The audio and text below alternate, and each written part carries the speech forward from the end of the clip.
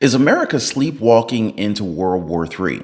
Former Pentagon insider Colonel Douglas Macgregor, he sounds the alarm, claiming the U.S. military is teetering on the edge of Armageddon in the Middle East. In fact, the United States is confronting several significant challenges, including a potential military escalation with Iran in the Red Sea region of the Middle East. And additionally, there is a crisis that is going on right now on the southern border, particularly along the Texas frontier, where there are concerns about President Joe Biden's handling of what many describe as an invasion at the Texas border with illegal migrant crossings rapidly increasing through Eagle Pass, Texas, not to mention Arizona and California. Now, of course, President Biden's also facing calls for removal after some damning special counsel report regarding President Joe Biden's mental fitness. And then, of course, we've got Indiana National Guard deploying soldiers to help with border security in Texas, aiming to avoid a war at the southern border. And, of course, Governor Greg Abbott, he says that Texas is on track to build more border wall in the state than former President Donald Trump. His chilling warning comes amidst rising tensions in the region, with conflicts in Israel, Palestine, and Russia, Ukraine dominating the headlines today. But are we really on the brink of another global war? The question has to come up. Is this a little bit of fear mongering, or is there real cause for concern? So join me, as we kind of peel the onion on this one. All I ask from you guys is you take a second, hit the like button for the video. It really makes a huge difference to me, and sharing these videos really goes a long way. Really helps out the channel. So check this out. So here's retired United States Army Colonel Douglas Macgregor, and he's talking about all of the things wrong with the Pentagon leadership in the Middle East. So check out this video here. What did our government just do that we should not have done? Well, I think there are three things that we have to take into consideration. First, of course, is that there was never an exit strategy, no glide path out of Afghanistan. When I was in the Pentagon, the only thing I could find out was there was an intention to stay indefinitely for some of the reasons that you outlined in your opening remarks.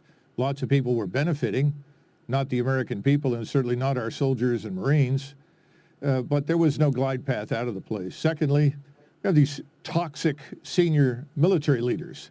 Toxic because they simply don't tell the truth. And for 20 years, they have been lying, frankly, to the American people, to soldiers and Marines who were doing the fighting, telling them that things were getting better, that we were making progress, when the truth was we weren't. And the soldiers and Marines can't be blamed for that. They fought very well. Let there be no mistake about it. But the generals have done a terrible job.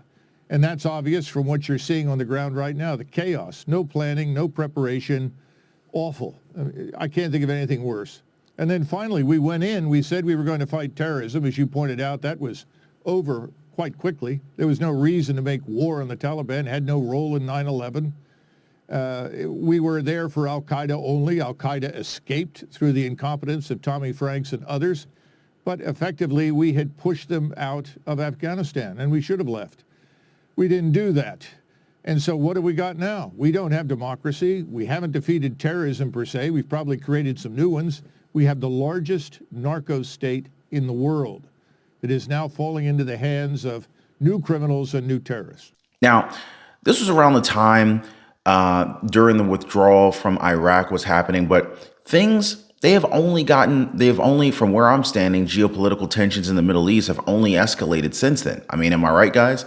Now, my uncle, he's 65 years old, and he keeps telling us how he's never, ever seen it this bad in the U.S. in his entire life. In fact, in his words, elect a clown, you get a circus. Now, Colonel Douglas Macgregor, a former Trump administration Defense Department advisor, and of course, the Army expert from the video that I just showed you guys, more recently, he's been warning that the U.S. Army is on the brink of sparking Armageddon. And he talked about it in his opinion article titled Avoiding Armageddon, published by the American Conservative, where he mentioned that the stage is now set for a battle of annihilation in the ongoing Israel-Palestine conflict. He also warned that the U.S. is poised to stumble into this conflict and urged President Joe Biden to basically break with the ruling class, the ruling political class in Washington, and support a ceasefire. Now, what are you guys' thoughts on this? Also, on a recent podcast, Colonel Macgregor, he weighed in on the Gaza situation. He argued that allowing humanitarian aid into Gaza could very well be a path toward a ceasefire, echoing President Joe Biden's call for aid after meeting with Israel Prime Minister Benjamin Netanyahu. Now, Macgregor also expressed relief at his potential first step, hoping that it could possibly pave the way for peace. Now, at the same time, he also voiced his concern that the flow of aid to Gaza was being restricted by Israel, raising concerns about a potential escalation.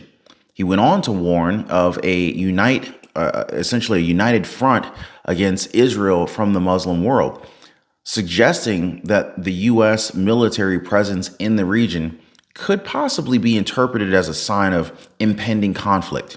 Not a good sign. Plus, the United States sending aircraft carriers and guided missile destroyer ships over to the Eastern Mediterranean in order to support Israel, it points to Armageddon, so he says.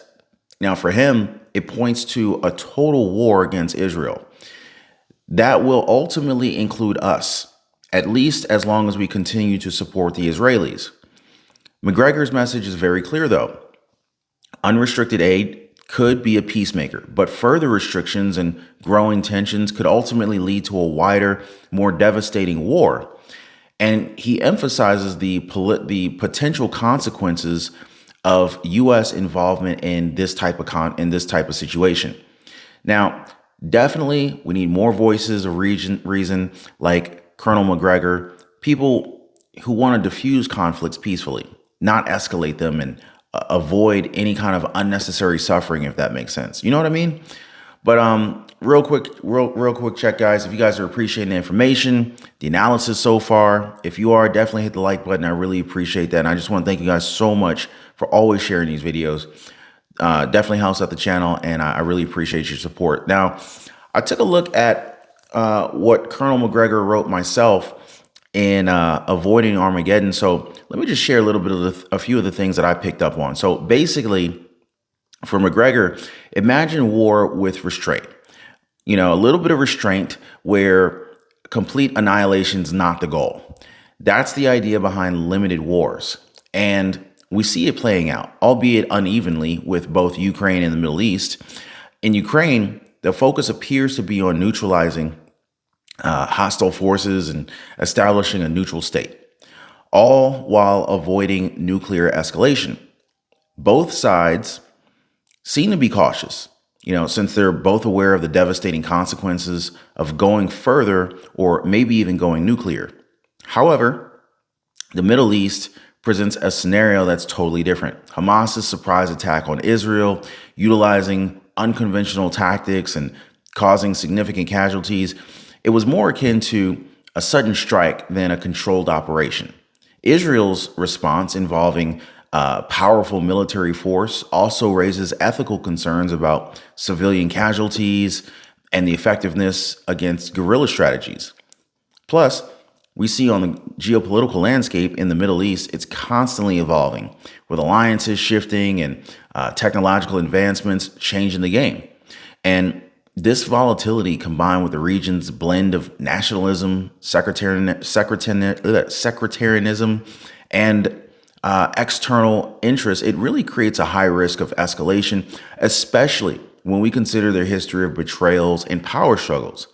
Now, in this very complex situation, the international community, especially the United States, plays a crucial role in preventing wider regional conflict.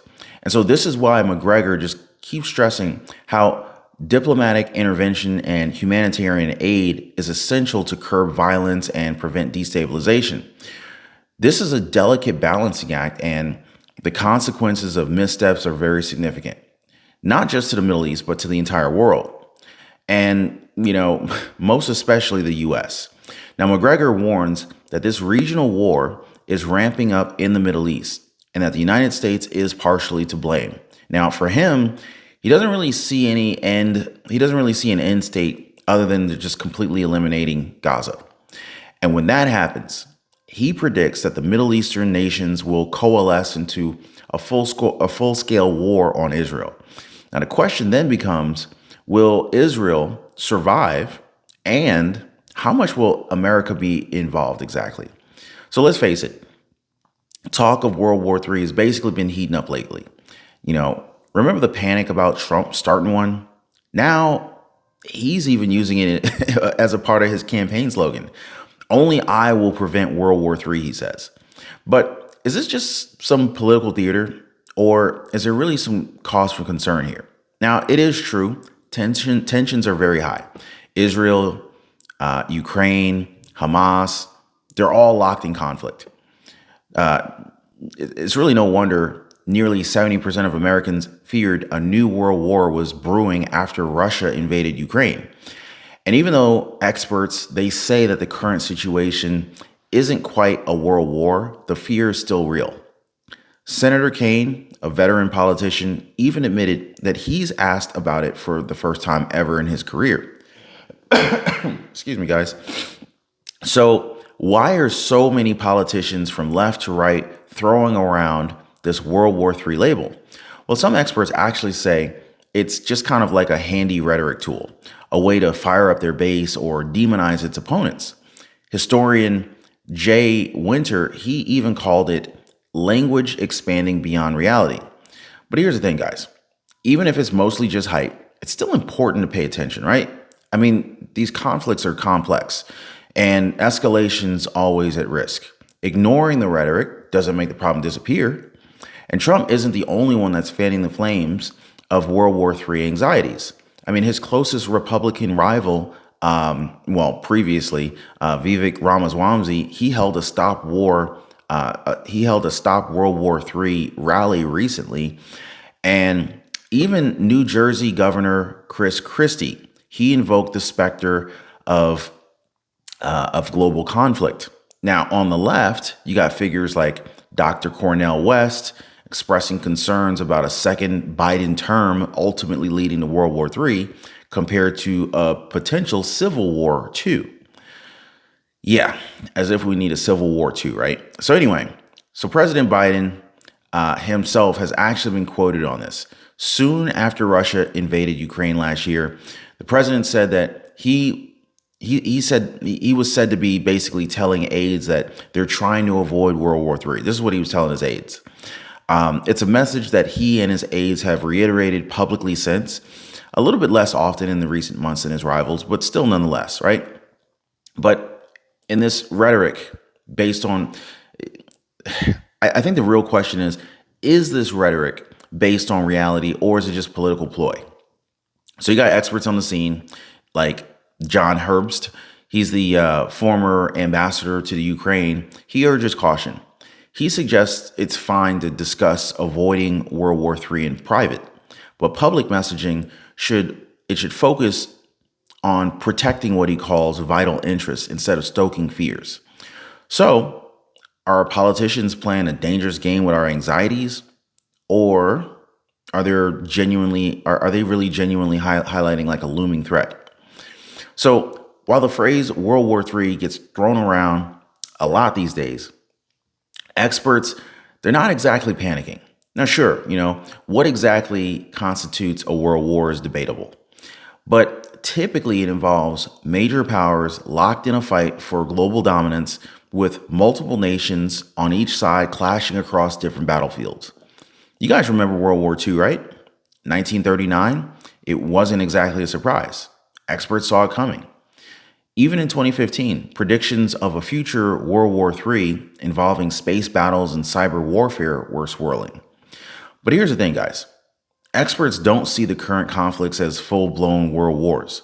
Michael O'Hanlon, a foreign policy analyst, he says that the ongoing battles just aren't interconnected enough to worry about that yet. Now, nuclear weapons, they do tend to bring World War II to mind. And the connection might be fueling some of the anxiety surrounding Russia, Ukraine, and Israel, Hamas. So Russia has nuclear weapons. Israel, they're presumed to have nuclear weapons, and Iran, which backs groups that have fought with the U.S. forces in recent weeks, it has its own nuclear program. But experts even say, they're saying a major international response to a nuclear attack wouldn't automatically push us into a world war. A more likely scenario, they're arguing, is that a war between NATO and Russia would be more of a likely scenario. However, even that wouldn't automatically get the World War label according to the experts. So the story may be different though. Depending upon who you're asking, after Russia invaded Ukraine, the Kremlin and its allies kept suggesting World War III had already begun, and warnings about how it's an imminent thing kept popping up. Experts like Brian Frederick from the Rand corporations, he sees this as a Kremlin information strategy of emphasizing the risks of the war for the West and trying to use that as a way to reduce support for Ukraine. So Ukraine, on the other hand, has used the term World War III quite a bit as well, with President Vladimir Zelensky trying to keep allies united by warning if Russia has not stopped here, it's only going to keep going, and that would lead to World War III. So what's the real takeaway here, right? Well, World War III might be a convenient catchphrase these days, but it's very important to remember that experts aren't convinced it's an imminent threat. So here in the United States, the people worrying about World War III, they might have valid concerns about getting pulled too deep into foreign conflicts. But the dramatic World War III label, it can kind of drown out those more nuanced worries. Like, sure, some people genuinely fear escalation, and the United States getting dragged into one of these escalations, even if they support Ukraine. But experts note that most of these folks, they don't actually throw around the term World War III. For them, it's just kind of vague and overused. Historians, they're saying it's often used to grab voters' attention with a strong reaction, not necessarily like a negative connotation, but basically it's like invoking your grandfather's generation. World War III or World War brings up its greatest moments as well as its worst nightmares, kind of making it a very powerful but loaded term. But what about you guys? Like, what do you think is World War III? Like, is it a legitimate fear, or is it just a political buzzword for you? The answer is really simple, though, and the discussion is very, very important. So I'd love to hear from you guys. Drop your thoughts, drop your comments down below. Let's get a conversation going.